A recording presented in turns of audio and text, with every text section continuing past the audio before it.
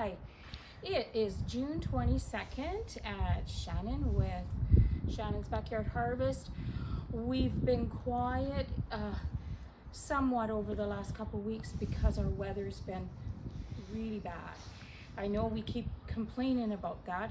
All the snow and all the rain does keep the forest fires away, but we pay a price. So in the last 2 days, we've had 110 millimeters, and it hasn't really stopped raining since the end of May. We've had a few nice days, but what we do have is lush green, and that's pretty great for the western part of Canada. So here we are with our honeyberries, or haskap berry. They are nice and big and fat. Look at, they're beautiful. They're not ready yet. They are fat and luscious because of the amount of water. You know, that's one thing. You want to plump your berries up. It's water. It works. We will not pick for another few weeks. They're still bitter. All we do is cross our fingers. Please don't hail. Please don't hail, so that we don't knock any down. The harvest is less this year, as I was saying before. The snow load was hard on these varieties. That's never happened before, but this year, that year. So currants are now they're producing currants. So this is black currant. All of a sudden they too will be fat and delicious from all of this crazy rain. Everything I kind of grow so we can eat. Here is just a basic pot. This is ornamental corn because I think it's pretty. Underneath is pea seeds and spinach and dill, and they're going to grow up the corn down in the bottom.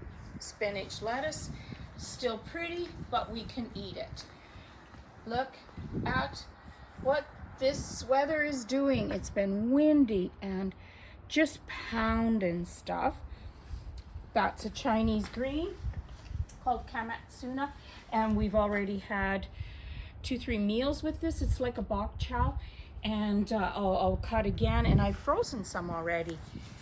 Where we get these raspberries that sneak up in the grass, I take them in and wash the leaves, dry them out, and making raspberry tea. Have quite a bit saved already. Here's our tomatoes in the pots. They have grown in the last 2 weeks, you bet. We were down here and now we're up. We've got flowers. I just seen a bee leave. That's a nice little, that one is a brandy wine. We're gonna have that for breakfast tomorrow. So we have to watch because these rains have been pelted with such high winds. I'm just being very careful they don't wreck these tomatoes. Oh, when the sun comes, they're just gonna go up like crazy. Raspberries are very heavy and they have been pollinated. As you remember last time, this all collapsed. Well, it's fixed, but now we have a new tiny little wrinkle dinkle. We're bloody. So welcome to our mess this year. It's coming in from over there. Those cherry trees are sour cherries. They don't like this much water. So we're supposed to stop raining for 3 days. If this doesn't sink down and clear out, we'll put the sump pump back here and we'll pump it out. Some things are flourishing. I know everybody doesn't like ants, but ants open. We need an ant to open our peonies. And I'm gonna be cutting peonies as they open, and if the sun comes out, oh boy, we're gonna be beautiful. And the ants, my absolute favorite is the peony. So the tomatoes, despite the lack of sun, are actually growing pretty darn nice. A lot of different varieties. That one is called a Black Prince. It's a plum tomato. I'm a little bit worried about the zucchinis. We look very anemic. I'm hoping that they perk up, and I think we just need some sun. All the radishes, and there's peas in there, and Mr. Jim's, there's dill in there, beans. We'll get there. Wade will have to move. These guys are sitting in water. These are tomatoes. They are under shelter in there, and they quite like it. They still get sun, but they don't get beaten. Cherries are trying. There they are. So if we get some sunshine, we're gonna, this was the tree I was worried about. It's producing cherries, but it's very weak compared to that one. Sour cherry. We've got the Juliet and the Cupid in here. More leaves, less cherries, and it's in a foot of water. Look at the ferns just growing. The grape is just, I've been pruning and pruning. This grape is producing really good. It used to be 2 feet down where you'd find your grapes. Now we're up here, and that's kind of where I'll be keeping them. Saskatoon's doing really good. Here's a Mandarin cross tomato in there, and that one's going to be orange, an orange slicer. Dahlias love it. So here's the onions. These came from a seed roll. Everyone said you could never transplant carrots. Well, I say you can. There's the direct seed, hopefully under the ground. We've got red and white scallion. We've got sweet white onions. Lots of good stuff under here. Now I have harvested already the bok chow. It's in the freezer, and it freezes actually pretty darn good. I'll show you the cabbages. This one is a, gotta find my tag. Yep, this is the Savoy. And it's coming up really nice. Purple cabbages are growing leaves, but we aren't getting cabbages yet. So where I took the bok chow out, I don't want to waste a spot. I threw potatoes in here. There they are coming up. Potatoes grow kind of anywhere, and they give a really good flavor to cabbage and potatoes go really good together. And back here is the green. They are starting to develop.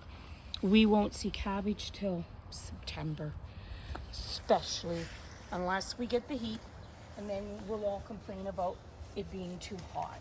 That's kind of how it goes. That's what we do to keep the cabbage moths out of this area. Here's our compost. The worms we added last time are doing really good. The dill, I keep harvesting dill. I put a little bit of time with it. The dill is just flourishing. I just pickled carrots to use up dill. We got dill coming from everywhere.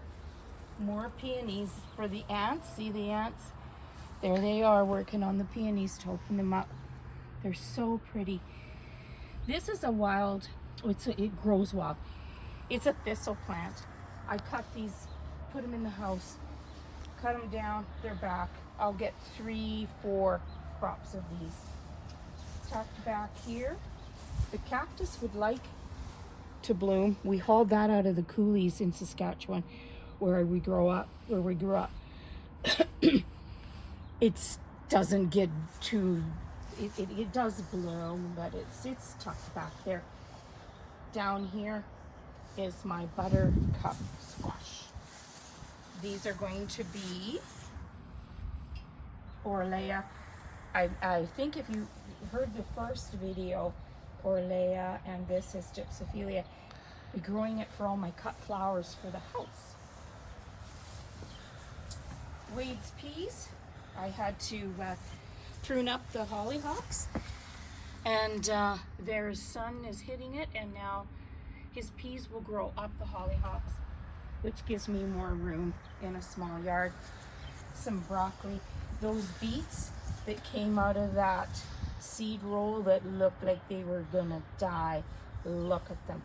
they've taken off and I reseeded more. If you have a small space, which city gardens are, why do we need rows? We don't. Who cares?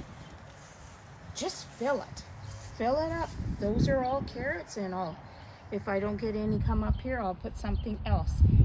Peas, the last storm of 3 weeks ago, storm I mean 100 mils of rain for over 5 days with these huge kilometer winds. Those killed off everybody's cucumbers. So I reseeded, and here we got 3, 1, 2, 3, 4. I got 4 cucumbers coming up in the midst of the peas. So they're going to be late, but they're going to be here. We're going to move this a bit so that we don't, we had to bring this out of the mud, these 2 planters. I want the sun on these tomatoes over here. More peas growing per weight under those hollyhocks. And then over here, this is the front. It's so pretty. We got just lots and lots of ferns in these pots, and I've left room for hilling our potatoes. Enough for a few nice meals just for us. Oh, new potatoes are the best. So I'll be hilling them, and you know, in the fall we'll get those too. So that's where we're at. As far as companion planting, everything I have here is friends. Marigolds are with the tomatoes to keep all the bugs away. The bugs go to the marigolds, doesn't hurt them, but it keeps them off tomatoes. Peas, cucumbers, carrots, all grow nicely together. They're friends. They don't hurt one another. Beets grow good with the brassica family, also with onions. So we've got things like Brussels sprouts and broccoli grow nice with beets. Over with the fact that the cabbages grow above the soil, that leaves room for the potatoes to grow under. As soon as I can take this off and start harvesting a bit, those potatoes, so they'll take off. Best friends, onions and carrots. Dill is a companion plant for almost every vegetable. Thyme, if we look up in my, almost up there is I took the old greenhouse cover off, and the portulaca, which is those pretty white and yellow and pink and red flowers, grow in the desert. You'd never know it's a desert. It certainly isn't around here. But thyme grows with them. It's an herb from Peru as well. So they complement each other. The calendula complements in the herb family. So they're all together up there. And helping out. Beans, they purposely have peas with them. They have marigolds with them, and they have some zinnias with them to help with the bugs, keep the bugs off. So that's it for now. We'll check in when the sun comes out, and we'll see how much these tomatoes, especially if stuff's drying out, and what we have to do to dry out. And that's our update for now. And I'm gonna go put my flowers in the house and dry my raspberry leaves for tea, and maybe cut those lupins I see over there. So I hope you have a wonderful week. We're looking forward to maybe fishing again, and if we get a nice day. And like, subscribe, and we'll see you next time. Bye-bye.